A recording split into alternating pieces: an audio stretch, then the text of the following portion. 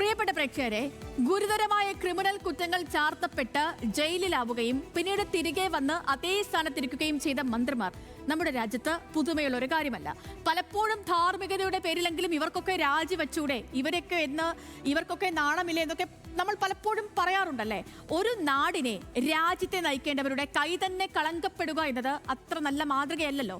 അപ്പോ ഇനി അങ്ങനെ ഉണ്ടാവാതിരിക്കാനുള്ള ചില നടപടികളാണ് പാർലമെന്റിന്റെ ഭാഗത്തു നിന്നുണ്ടായത്. മന്ത്രിമാർ, കേന്ദ്രമന്ത്രിമാർ, മുഖ്യമന്ത്രിമാർ, പ്രധാനമന്ത്രി എന്നിവരിൽ ആരെങ്കിലും ഗുരുതരമായ കുറ്റകൃത്യങ്ങളുടെ പേരിൽ 30 ദിവസമോ അല്ലെങ്കിൽ അതിൽ കൂടുതലോ ജയിലിൽ കിടക്കേണ്ടി വന്നാൽ സ്ഥാനം നഷ്ടപ്പെടും. ഇതിനായുള്ള ഭരണഘടനാ ഭേദഗതി ബില്ല് ലോക്സഭയിൽ അവതരിപ്പിക്കുകയും അത് JPSCക്ക് വിടുകയും ഒക്കെ ചെയ്തതാണ്. ഞാനിപ്പോ ഇത് വീണ്ടും പറയാനുള്ള കാരണം, ക്രിമിനൽ പശ്ചാത്തലമുള്ള MP-മാരുടെ കണക്കുകൾ കൂടി പുറത്തു വന്നിരിക്കുകയാണ്. നമുക്ക് പരിശോധിക്കാം വളരെ വിശദമായി. നിങ്ങൾ MP-മാരാണ്, ഗുണ്ടകളല്ല.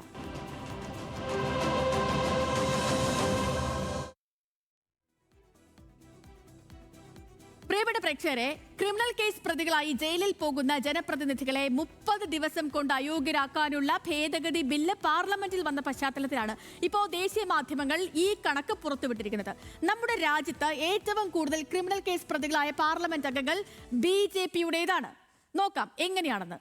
ക്രിമിനൽ കേസുകളിൽ പ്രതികളാകുന്ന MP-മാരുടെ എണ്ണം 2 ഇരട്ടി കൂടിയിരിക്കുന്നു എന്നാണ്. അതായത് 2009 നിന്ന് 2024 ആയപ്പോഴേക്കും അത് 2 ഇരട്ടി വർദ്ധിച്ചു. അതായത് 2009 14% ആയിരുന്നത് 2024 ആയപ്പോൾ 31% ഉയർന്നിരിക്കുന്നു.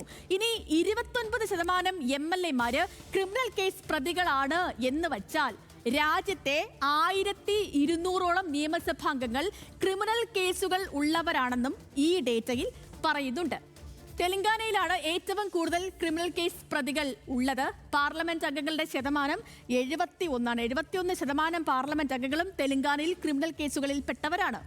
ഇനി രണ്ടാം സ്ഥാനത്ത് ഏതാണെന്നറിയാമോ? രണ്ടാം സ്ഥാനത്തുള്ള സംസ്ഥാനം ബീഹാറിൽ 48%. തൊട്ടു താഴെയുള്ളത് ഉത്തർപ്രദേശാണ്. ഉത്തർപ്രദേശിൽ 34% MP-മാരും ക്രിമിനൽ കേസുകളിൽ പ്രതികളാണ്. അതായത് 42%ഓളം പേർ. ആകെ MP-മാരിൽ 63 പേർ ക്രിമിനൽ കേസുകൾ ഉള്ളവരാണ്. കോൺഗ്രസ് MP-മാരിൽ 32 MP-മാരും RJD അതേപോലെ ആദ്യം RJD നോക്കാം. തൃണമൂൽ RJD അംഗങ്ങളും തൊട്ട് താഴെ ഉണ്ട്. അതുപോലെ തന്നെ ബീഹാറിൽ നിന്നുള്ള 4 MP-മാരിൽ 4 പേരും ക്രിമിനൽ കേസിൽ പെട്ടവരാണ് എന്നാണ് കണക്കുകൾ സൂചിപ്പിക്കുന്നത്. നിയമസഭാ അംഗങ്ങളിൽ ആന്ധ്രയാണ് ക്രിമിനൽ കേസുകളിൽ ഉള്ളവരിൽ 1ാം സ്ഥാനത്തുള്ളത്. 56% അതിന്റെ പെർസെന്റേജ് കണക്ക്. അതായത് 56% MLA-മാരും ഈ പ്രതിപട്ടികയിൽ പെടുന്നവരാണ്. തെലുങ്കാനയിൽ 50%, UP-യിൽ 38%. ഇനി ഉത്തർപ്രദേശിലെ 154 MLA-മാർ ക്രിമിനൽ കേസുകളിൽ ഉൾപ്പെട്ടവരാണ് എന്നും ഈ ഡേറ്റയിൽ വ്യക്തമാക്കുന്നുണ്ട്. ക്രിമിനൽ കേസ് പ്രതികളായ രാജ്യത്തെ ആകെ MLA-മാരിൽ 436 BJP MLA-മാരാണ്. ഇനി ശതമാന കണക്ക് നോക്കുകയാണെങ്കിൽ TDP, RJD പാർട്ടി നിയമസഭാംഗങ്ങളാണ് കൂടുതൽ കേസുള്ളവർ. 60% വരും അവരുടെ എണ്ണം.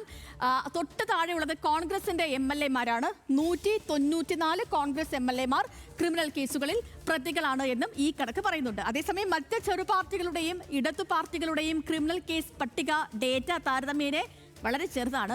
ഹരിയാനയും ബംഗാളും അതേപോലെ മഹാരാഷ്ട്രയും തമിഴ്നാട് സംസ്ഥാനങ്ങളിലടക്കമുള്ള കണക്കുകളും ദ ഹിന്ദുവിന്റെ സർവേയിൽ പറയുന്നുണ്ട്. എന്നാൽ ബീഹാർ, തെലങ്കാന, UP സംസ്ഥാനങ്ങളിലാണ് ഏറ്റവും കൂടുതൽ. അപ്പോൾ ഇതാണ് ഈ കേസിൽ പ്രതികളായിട്ടുള്ള MLA-മാരുടെ MP-മാരുടെ ഒക്കെ കണക്ക്.